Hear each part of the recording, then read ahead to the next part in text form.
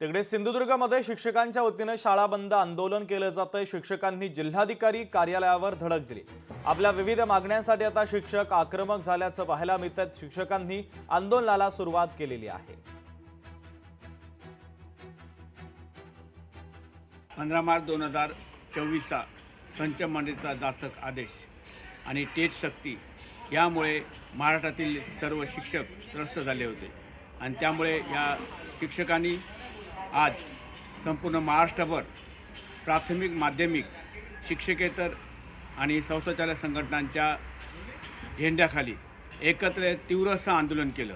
महाराष्ट्रभर अगदी या आंदोलनाला 100% प्रतिसाद मिळाला। असंख्य शाळा अगदी पूर्णतः बंद होत्या आणि शिक्षक हजारोच्या संख्येने रस्त्यावर उतरले। हा आदेश तात्काळ रद्द करावा, टेटची सक्ती करू नये, ही मागणी संपूर्ण महाराष्ट्रातील शिक्षक करत आहेत। लोकशाही मराठी ऐका, पहा, जागरूक रहा।